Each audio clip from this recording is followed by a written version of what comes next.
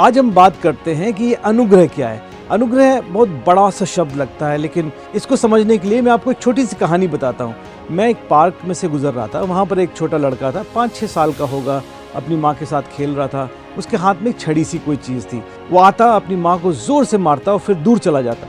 और हर बार जब वो मारता तो माँ उसको कहती, मैं तुझे माफ़ कर रही हूँ, मैं तुझे माफ़ कर रही हूँ।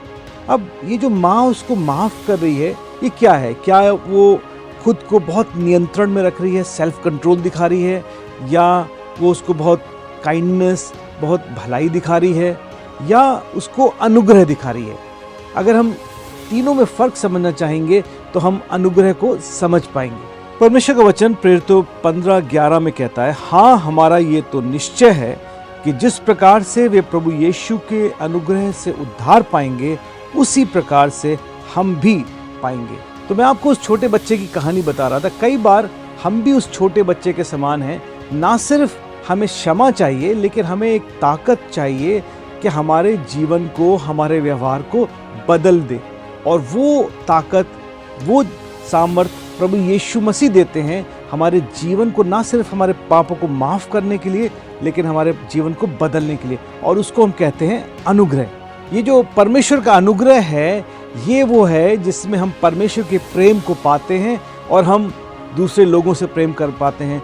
परमेश्वर का अनुग्रह एक तरीके से वो ताकत है जो हमसे वो काम करवाती है जो हम अपनी ताकत से नहीं कर सकते। जैसे हम पाप को ना करने लगते हैं, परमेश्वर को हाँ करने लगते हैं, उसको अपने जीवन में काम करने देते हैं। अब जैसे परमेश्वर ने एक आज्ञा दी, जिसको हम बोलते हैं सबसे बड़ी आज्ञा, वो क्या है? कि परमेश्वर से अपने संपूर्ण मन, संपूर्ण प्राण, संपूर्ण सामर्थ्य से, तन मन धन सबसे परमेश्वर से प्रेम करो। अब वो हम कैसे कर सकते हैं?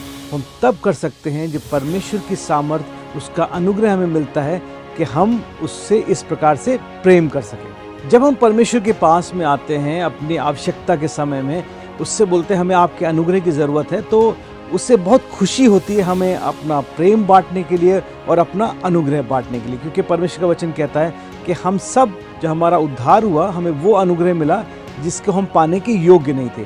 तो अगर आप परमेश्वर के पास जाएंगे, एक छोटी सी 10 सेकंड की भी प्रार्थना करेंगे, परमेश्वर मुझे आपका अनुग्रह चाहिए, तो उसी समय परमेश्वर आपकी आएगा मदद करने के लिए। तो अगर वास्तव में आप चाहते हैं आपका जीवन बदल जाए, तो प्रभु यीशु मसीह के पास जाएं और बोलें, मुझे आपके अनुग्रह की ज़रूरत है। और जब आप वो अनुग्रह पाएंगे तो आपके जीवन में उसका प्रेम, उसकी सामर्थ्य काम करने लगेगी। तो आइए आज आप इस निश्चय को करिए कि आप अनुग्रह से भरा हुआ जीवन बिताएंगे और परमेश्वर आपको इसमें मदद करेगा। परमेश्वर आपको आशीष दे।